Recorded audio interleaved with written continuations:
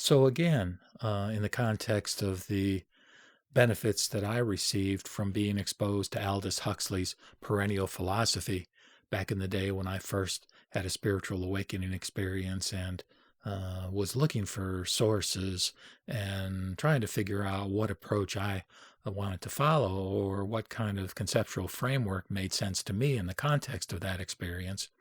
And again, it was Huxley's book that, through its various snippets, helped me a couple of things. One, to understand and appreciate the fact that certainly my experience was not unique, and nor was it idiosyncratic to any particular religious tradition. In other words, that the various religious traditions have articulated this notion in various ways of "thou art that" is one of the key sort of phrases that Huxley refers to in coming to an awareness of who we really are, as opposed to this sense of being a separate individual that, again, is not only separate from all other individuals, but also separate from God, so to speak. So anyway, this is sort of a second video where I quote from Huxley in terms of some of the Buddhist excerpts that he shares. And of course, it was these Buddhist excerpts that helped me determine that for me, the Buddhist path seemed to make the most sense. So many of you will recognize this next excerpt, which is a poem by the third patriarch of Zen, who says, "The perfect way knows no difficulties, except that it refuses to make preferences. Only when freed from hate and love does it reveal itself fully and without disguise. A tenth of an inch's difference, and heaven and earth are set apart. If you wish to see it before your own eyes, have no fixed thoughts, either for or against it. To set up what you like against what you dislike, this is the disease of the mind. When the deep meaning of the way is not understood, peace of mind is disturbed to no purpose. Pursue not the outer entanglements. Dwell not in the inner void. Be serene in the oneness of things, and dualism vanishes of itself.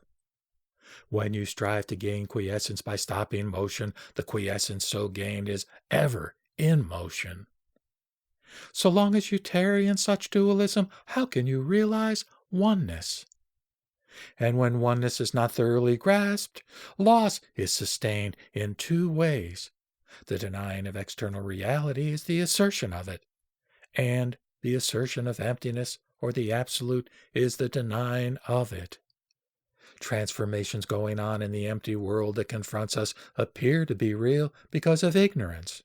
Do not strive to seek after the true, only cease to cherish opinions.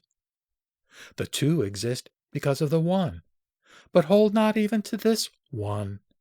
When a mind is not disturbed, the 10,000 things offer no offense. If an eye never falls asleep, all dreams will cease of themselves.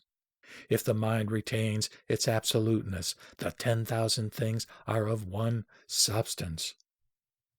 When the deep mystery of one suchness is fathomed, all of a sudden we forget the external entanglements.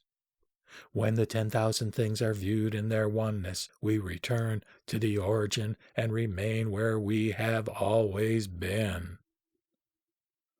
One in all in one. If only this is realized, no more worry about not being perfect. When mind and each believing mind are not divided, and undivided are each believing mind and mind, this is where words fail, for it is not of the past, present, or future.